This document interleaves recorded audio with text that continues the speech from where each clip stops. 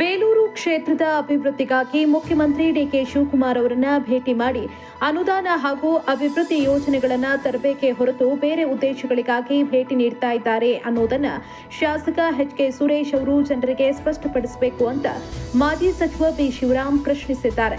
ಬೇಲೂರಿನಲ್ಲಿ ಸುದ್ದಿಗೋಷ್ಠಿ ನಡೆಸಿ ಮಾತನಾಡಿದ ಅವರು, ಕ್ಷೇತ್ರದ ಜನರಿಗೆ ಕುಡಿಯುವ ನೀರು, ನೀರಾವರಿ ಹಾಗೂ ರಸ್ತೆ ಸೇರಿದಂತೆ ಮೂಲ ಸೌಲಭ್ಯಗಳು ಅಗತ್ಯ ಇದೆ. ಹಲವು ವರ್ಷಗಳಿಂದ ಪ್ರಸ್ತಾವನೆಯಲ್ಲಿರುವ ಹೆಬ್ಬಾಳ ಏತ ನೀರಾವರಿ ಯೋಜನೆಗೆ ಅನುದಾನ ಮತ್ತು ಅಗತ್ಯ ಅನುಮೋದನೆ ಕೊಡಿಸುವುದಕ್ಕೆ ಶಾಸಕರು ಸರ್ಕಾರದ ಮೇಲೆ ಒತ್ತಡ ತರಬೇಕು. ಹೆಬ್ಬಾಳ ಏತ ನೀರಾವರಿ ಯೋಜನೆ ಜಾರಿಯಾದರೆ 8 ಗ್ರಾಮ ಪಂಚಾಯಿತಿಗಳ ವ್ಯಾಪ್ತಿಯ 61 ಕೆರೆಗಳಿಗೆ ನೀರು ತುಂಬಿಸುವುದಕ್ಕೆ ಸಾಧ್ಯವಾಗಲಿದೆ. ಇದರಿಂದ ರೈತರಿಗೆ ಅನುಕೂಲವಾಗುವುದರ ಜೊತೆಗೆ ಅಂತರ್ಜಲ ಮಟ್ಟವೂ ಹೆಚ್ಚಲಿದೆ. ಕ್ಷೇತ್ರದಲ್ಲಿ ಬರದ ಪರಿಸ್ಥಿತಿ ತೀವ್ರವಾಗಿದ್ದು, ಜೋಳ ಸೇರಿದಂತೆ ಹಲವು ಬೆಳೆಗಳು ಒಣಗ್ತಾ ಇವೆ. ಕೆಲ ಗ್ರಾಮಗಳಲ್ಲಿ ಕುಡಿಯುವ ನೀರಿನ ಸಮಸ್ಯೆಯೂ ಎದುರಾಗಿದೆ. ಇಂತಹ ಸಂದರ್ಭದಲ್ಲಿ ಕೇವಲ ಗುದ್ದಲಿ ಪೂಜೆ ಹಾಗೂ ಆಶ್ವಾಸನೆಗಳಿಗೆ ಸೀಮಿತವಾಗದೆ ಶಾಶ್ವತ ನೀರಾವರಿ ಸೌಲಭ್ಯ ಕಲ್ಪಿಸುವ ಯೋಜನೆಗಳನ್ನು ಅನುಷ್ಠಾನಗೊಳಿಸಬೇಕು ಅಂತ ಒತ್ತಾಯಿಸಿದರು. ಶಾಸಕರಿಗೆ ಇನ್ನೂ ಸುಮಾರು 1.5 ವರ್ಷಗಳ ಅವಧಿ ಇದೆ. ಈ ಅವಧಿಯ ಒಳಗೆ ಹೆಬ್ಬಾಳ ಏತ ನೀರಾವರಿ ಯೋಜನೆಯನ್ನ ಜಾರಿಗೆ ತಂದು ಅದರ ಶ್ರೇಯಸ್ಸನ್ನ ಶಾಸಕರೇ ಪಡೆದುಕೊಳ್ಳಲಿ. ಒಂದು ವೇಳೆ ಸಾಧ್ಯವಾಗದೇ ಇದ್ರೆ ಜನರ ಪರವಾಗಿ ಹೋರಾಟ ನಡೆಸಿ ತಾನೇ ಯೋಜನೆ ಜಾರಿಗೆ ತರೋದಾಗಿ ಶಿವರಾಮ್ ಸವಾಲು ಹಾಕಿದ್ರು. ತಾವು ಚುನಾವಣೆಯಲ್ಲಿ ಸೋತಿದ್ರು, ಕ್ಷೇತ್ರದ ಅಭಿವೃದ್ಧಿಗಾಗಿ ನಿರಂತರವಾಗಿ ಶ್ರಮಿಸ್ತಾ ಇದ್ದೀನಿ. ಜನರ ಸಮಸ್ಯೆಗಳನ್ನ ಸರ್ಕಾರದ ಗಮನಕ್ಕೆ ತರೋದು ತಮ್ಮ ಜವಾಬ್ದಾರಿ. ಯಾವುದೇ ಅಭಿವೃದ್ಧಿ ಕಾರ್ಯಗಳಿಗೆ ತಾವು ಅಡ್ಡಿಯಾಗಿಲ್ಲ. ಶಾಸಕರು ಉತ್ತಮ ಕೆಲಸ ಮಾಡಿದ್ರೆ ಸ್ವಾಗತಿಸುತ್ತೇನೆ. ಆದರೆ ಜನರ ಮೂಲ ಸಮಸ್ಯೆಗಳ ಬಗ್ಗೆ ಪ್ರಶ್ನಿಸುವುದನ್ನ ರಾಜಕೀಯ ವಿರೋಧವೆಂದು ಬಿಂಬಿಸೋದು ಸರಿಯಲ್ಲ. ರಾಜಕೀಯ ಆರೋಪ ಪ್ರತ್ಯಾರೋಪಗಳನ್ನು ಬದಿಗಿಟ್ಟು ಹೆಬ್ಬಾಳ ಏತ ನೀರಾವರಿ ಯೋಜನೆಗೆ ಆದ್ಯತೆ ನೀಡಿ ಅಗತ್ಯ ಅನುದಾನ ಹಾಗೂ ಅನುಮೋದನೆ ಪಡೆದು ಕಾಮಗಾರಿ ಆರಂಭಿಸಬೇಕು ಅಂತ ಬಿ. ಶಿವರಾಮ್ ಹೇಳಿದರು. ಪತ್ರಿಕಾಗೋಷ್ಠಿಯಲ್ಲಿ ಕಿಸಾನ್ ಘಟಕದ ತಾಲೂಕು ಅಧ್ಯಕ್ಷ ಕುಮಾರ್, ಬಿಕ್ಕೋಡು ಹೋಬಳಿ ಘಟಕದ ಅಧ್ಯಕ್ಷ ಮಲ್ಲಿಕಾರ್ಜುನ, ಕಾಂಗ್ರೆಸ್ ಮುಖಂಡರಾದ ನಾಗೇಶ್, ರಘು ಸೇರಿದಂತೆ ಹಲವರು ಉಪಸ್ಥಿತರಿದ್ದರು. ವರದಿ ಗಣೇಶ್, ಬೇಲೂರು. ಪರಮಪೂಜ್ಯ ಸ್ವಾಮೀಜಿಯವರು ಬಹಿರಂಗ ಸಭೆಯಲ್ಲೇ ಕೇಳಿದ್ರು, ನೀವು ಆಶ್ವಾಸನೆ ಕೊಡಬೇಕು, ಬರೀ ಆಶ್ವಾಸನೆ ಅನುಷ್ಠಾನ ಆಗಂತದ್ದು ಹೇಳ್ಬೇಕು ಅಂದ್ರು. ಬಜೆಟ್ ಅಲ್ಲಿ 100 ಕೋಟಿ ಕೊಟ್ಟು ಎಲ್ಲ ಒಪ್ಕೋಬೇಕಲ್ಲ. ಇದು ಅಷ್ಟೇ ನಾವು ಮಾಡಿದ್ದು. ಮಾದಿಯಲ್ಲಿ ಹಳೆಬೀಡು ಕೂಡ ಇವ್ರದ್ದೇನು ಅಲ್ಲ, ಅವತ್ತೇ ನಾನೇ ಮಾಡಿದ್ದು. ಕೃಷ್ಣೇಗೌಡರು ಎಲ್ಲ ನಾನೇ ಮಾಡಿದ್ದು ಅಂತ ಹೇಳ್ತಾರಲ್ಲ, ದಾಖಲೆ ಇಟ್ಕೊಂಡು ಮಾತಾಡ್ತೀನಿ. ಕೃಷ್ಣೇಗೌಡರಂಗಲ್ಲ ನಾನು ಹೇಳಿದ್ದವ್ರು, ಕೃಷ್ಣೇಗೌಡರು ರುದ್ರೇಶ್ವರ ಕುಟುಂಬಕ್ಕಲ್ಲ, ಕೃಷ್ಣೇಗೌಡರಿಗೆ ಹೇಳಿದೆ, ಒಂದು ಕಚೇರಿಗೆ ಹೋಗಿ 1 ರೂಪಾಯಿ ಕೆಲಸ ಮಾಡ್ತಾರೆ. ಇವರು ರಾಜಕಾರಣ ವಿರೋಧನ ಕಟ್ಟಿ ವಿರೋಧ, ಇದು ಇವರ ಅಂಶದ ರಾಜಕಾರಣ. ಪೇಪರ್ನಲ್ಲಿ ಆ ಥರ ಬಂದ್ಬಿಟ್ಟಿದೆ. ಏನಂತ ರುದ್ರೇಶ್ವರ, ಪಾಪ ರುದ್ರೇಶ್ವರ ಬಗ್ಗೆ ನಾನು ಮಾತಾಡ, ಅವ್ರ ಕುಟುಂಬದ ಬಗ್ಗೆ ಮಾತಾಡ. ಇವ್ರು ಹೇಳ್ತಾರಲ್ಲ ಎಲ್ಲ ನಾನೇ ಮಾಡಿದ್ದು ಅಂತ, ಪ್ರತಿ ಒಂದಕ್ಕೂ ದಾಖಲೆ ಇಟ್ಕೊಂಡು ಹೇಳ್ತಾರೆ. ಹೇಳಿ ಅವ್ರಿಗೆ ಮಾತಾಡ್ತಾರೆ. ಹಳೆಬೀಡು ಮಾದೇಹಳ್ಳಿ ಹೋಬಳಿ ಯಾರ ಕಾಲದಲ್ಲಿ ಮಂಜೂರಾಯಿತು? ಯಾರು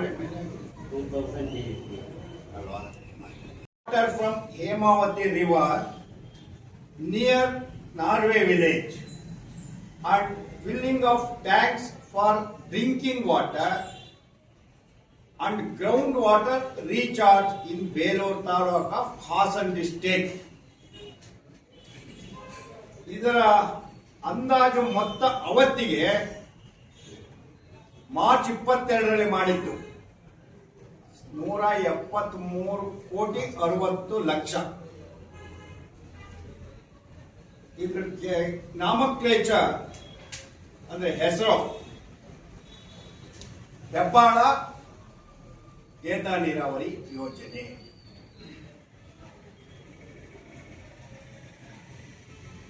ಇವತ್ತು ಬಹಳ ದಿವಸದಿಂದ ಪ್ರಸ್ತಾಪ ಆಗಿದೆ. ಪರಿಸ್ಥಿತಿ ಏನಿದೆ ಅನ್ನೋದನ್ನ ನಿಮ್ಮ ಮೂಲಕ ಜನರ ಗಮನ ಸೆಳೀತಕ್ಕಂಥದ್ದು ಇವತ್ತು ನಿಮ್ಮ ಮುಂದೆ ನಾನು ಪ್ರೆಸ್ ಮಾಡ್ತೇನೆ.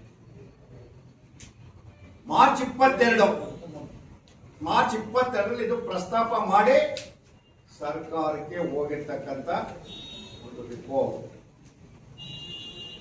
ಇದನ್ನ ಸಣ್ಣ ನೀರಾವರಿ ಇಲಾಖೆಯಿಂದ ಕೈಗೆತ್ತಿಕೊಳ್ಳಬೇಕು.